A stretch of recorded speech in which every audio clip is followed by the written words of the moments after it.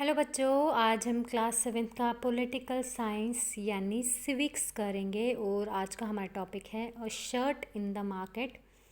तो जो चैप्टर है ये हमें स्टोरी किसकी बताता है, शर्ट की। नाम से ही पता लग गया कि शर्ट के बारे में है, तो शर्ट की स्टोरी है इसमें। तो जो चैप्टर है ये स्टार्ट होता है कॉटन के प्रोडक्शन से और फिर एंड किस पे होता है, शर्ट की सेल पे। मतलब कॉटन कैसे प्रोड्यूस किया जाता है, फिर वो एंड मतलब कॉटन से फिर कैसे शर्ट बनाई जाती है, फिर उसकी सेल कैसे होती है, तो वो सारा इस चैप्टर में हम पढ़ेंगे। तो हम इसमें ये भी देखेंगे कि एक चेन होती है मार्केट्स की, किन के बीच में, प्रोड्यूसर के बीच में और बायर के बीच में। तो इसमें चेन बताई है, चेन ऑफ मार्केट्स किसके बीच में है, प्रोड्यूसर ऑफ कॉटन मतलब जो कॉटन प्रोड्यूस करते हैं, और बायर ऑफ द शर्ट मतलब जो शर्ट खरीदते हैं सुपर मार्केट से। बायर बायर कौन हो गए, जो हम होते हैं कंज्यूमर्स। हम कहाँ से शर्ट खरीदते हैं, सुपर मार्केट से। तो हमारे बीच में जो लिंक है उसको क्या बोलते हैं, चेन ऑफ मार्केट्स। तो वो हम इसमें देखेंगे। तो जो बाइंग और सेलिंग है वो चेन के हर स्टेप पे होता है। जैसे कि यहाँ पे बताया है प्रोड्यूसर मतलब जो चीज़ें प्रोड्यूस करते हैं, हम डायरेक्टली उनसे चीज़ें नहीं खरीदते हैं।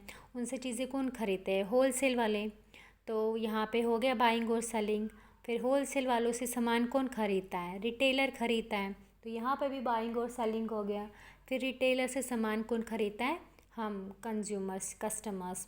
तो यहाँ पे भी बाइंग सेलिंग हो गया। मतलब हर स्टेप पे यहाँ पे क्या होता है, बाइंग और सेलिंग होता है।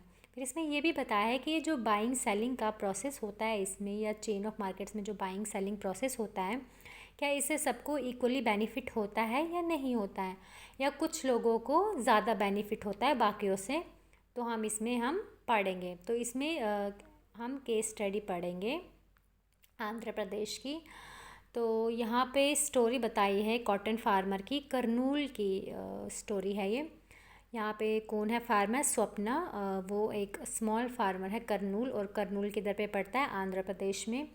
तो उसका एक ज़मीन का टुकड़ा है, छोटा ज़मीन का टुकड़ा, तो वहाँ पे वो कॉटन ग्रो करती है। तो जो कॉटन प्लांट के जो बॉल्स होते हैं वो राइप हो गए हैं और कुछ तो बर्स्ट हो गए हैं। तो सपना इसी में बिज़ी है, कॉटन पिक करने में। तो जो बॉल्स है जिसमें कॉटन है वो इतनी आसानी से बर्स्ट नहीं होते हैं, एकदम से नहीं होते हैं बर्स्ट। तो इसलिए इसको बहुत दिन लगते हैं कॉटन को हार्वेस्ट करने में।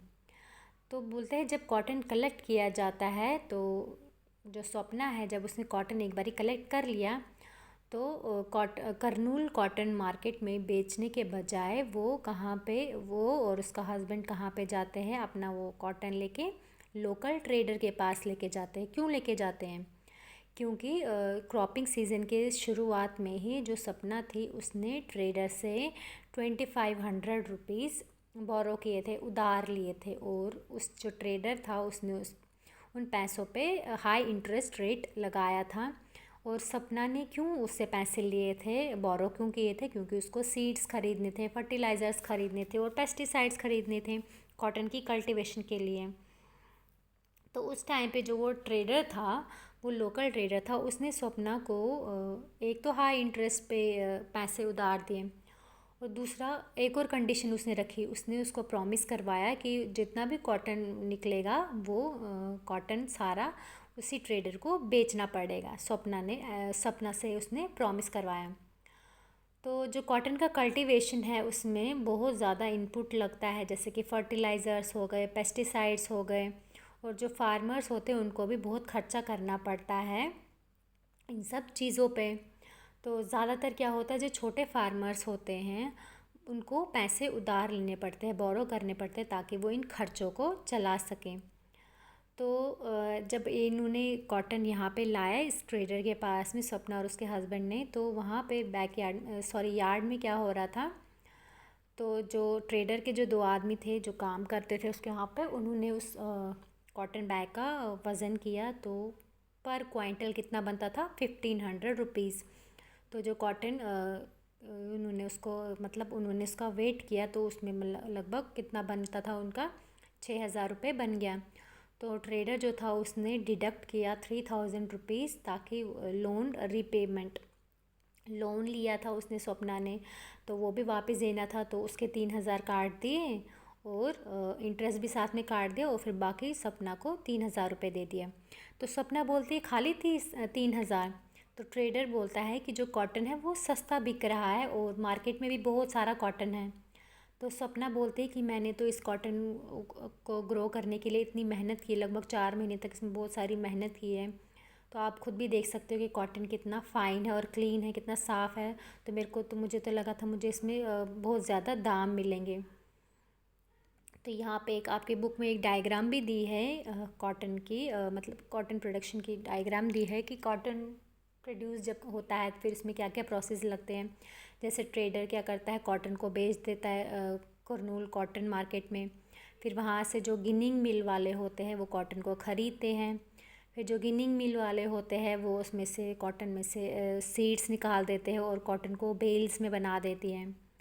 फिर स्पिनिंग मिल वाले उन बेल्स को ख़रीदते हैं। फिर जो स्पिनिंग मिल वाले हैं वो कॉटन को किस में कन्वर्ट करते हैं, स्पिन किस में करते हैं, यान में कन्वर्ट करते हैं। तो स्पिनिंग मिल वाले फिर यान को किस में जो यान बनाते हैं फिर वो किसको बेच देते हैं, यान डीलर्स को बेच देते हैं। तो फिर अब बात करते हैं यहाँ पे ट्रेडर और सपना की जो बात चल रही थी। तो ट्रेडर उसको बोलता है सपना को कि मैंने आपको ऑलरेडी अच्छे दाम दिए कॉटन के, जो बाकी ट्रेडर्स हैं वो आपको इतना भी दाम नहीं देंगे, तो आप खुद ही करनूल मार्केट में, अगर आपको मेरे पे भरोसा नहीं तो आप खुद ही करनूल मार्केट में जाके चेक करो। तो सपना बोलती है आप गुस्सा मत हो जाओ, मैं तुम पे कैसे डाउट कर सकती हूँ। मैंने तो बस खाली यही सोचा था कि मुझे अच्छा पैसा मिलेगा इसका, ताकि कुछ महीने तक अच्छे से गुजारा हो जाएगा। तो आप बोलते हैं कि स्वप्ना को पता था कि कॉटन जो है वो अगर वो बेचती तो लगभग 1800 पर क्वांटल उसको मिल जाता। तो उसने आर्ग्यू नहीं किया ट्रेडर के साथ, क्योंकि ट्रेडर पहले से पावरफुल था विलेज में, और फार्मर जो थे उनको ज़्यादातर ट्रेडर पे डिपेंडेंट रहना पड़ता था लोन्स के लिए।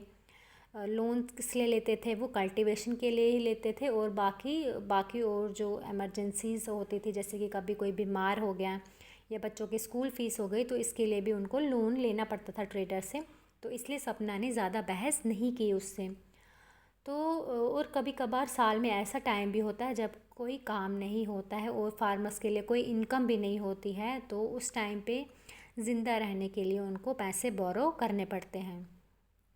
तो आप बताते हैं जो सपना की अर्निंग हुई कॉटन कल्टीवेशन से वो इतनी ज़्यादा नहीं थी जितना उसने सोचा था।